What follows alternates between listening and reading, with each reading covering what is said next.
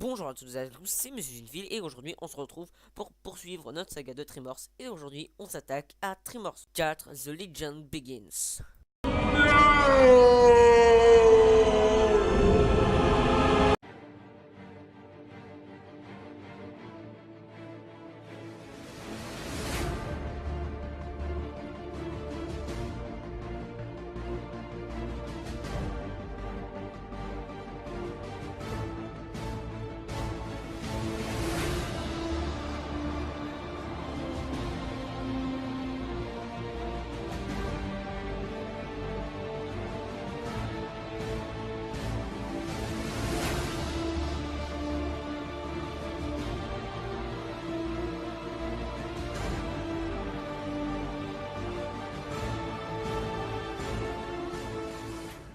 Réalisé en 2004 par S.S. Wilson, celui qui avait réalisé le deuxième volet de la saga.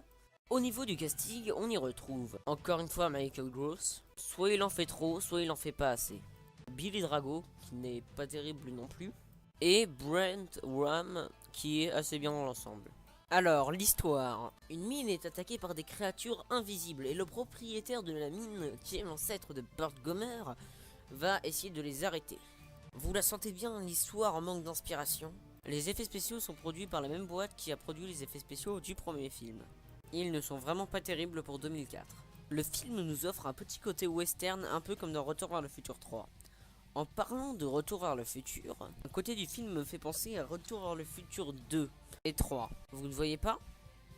Ancêtre, descendant, père, fils. Il y a beaucoup moins de blagues dans ce film, mais par contre les longueurs ont augmenté.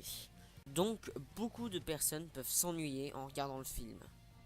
Au niveau de l'histoire, ça aurait pu faire un bon film. Imaginez les graboïdes, mais avant. Ils subissent une évolution avant le premier. Et non, ils n'ont pas fait ça, et ils ont fait le film le plus inutile de la saga. Mais oui, parce que rappelez-vous, dans le 2, on dit que les graboïdes viennent du précambrien. Pour ceux qui ne savent pas, c'est l'époque qui se passe avant celle des dinosaures. Heureusement, ils ont trouvé un bon moyen que, une fois les graboïdes vaincus, ils trouvent une bonne excuse pour cacher leurs existences. Par contre, ils ont complètement gâché la fin qui est un copier-coller de la fin du premier.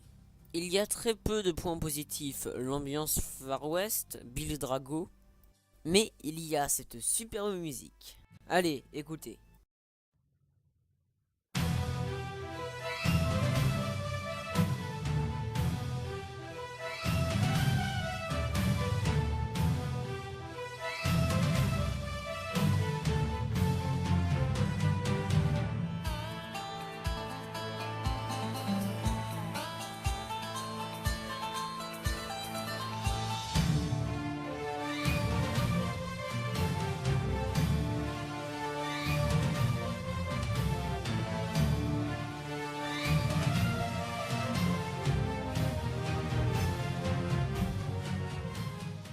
Cette musique reste ma préférée de la saga, c'est pour dire.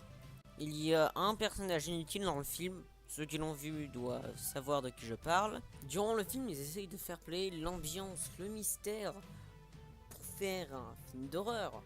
Et ben ça ne marche pas, parce que je rappelle que c'est la troisième suite. Pour le 2 ou pour le 3, à partir d'un moment, j'aurais bien voulu, parce que les monstres évoluent.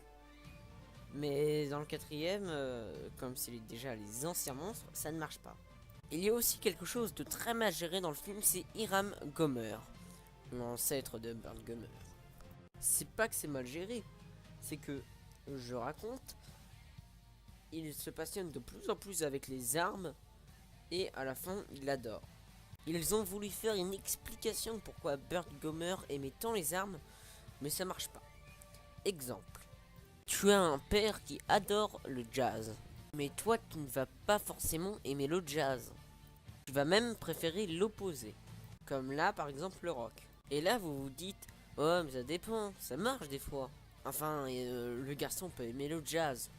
Oui, mais je rappelle que c'est l'ancêtre et que ça se passe au western, pendant l'ère du western. Ce n'est pas le père de Burt Gomer, c'est le grand-père minimum. En résumé, Tremors 4 est un mauvais film. Je sais que la critique était courte, On ne peut lui donner qu'une note de 3,5 sur 10, pour les légères qualités du film et surtout les défauts. Heureusement, le 5 remontera un peu la pente. Ça me donne de plus en plus envie de faire le hors-série avant de critiquer le reste. C'était la critique d'un mauvais film. Comme d'habitude, n'hésitez pas à aimer, à vous abonner à ma chaîne ou à partager. On se retrouve bientôt pour la critique de Tremors 5.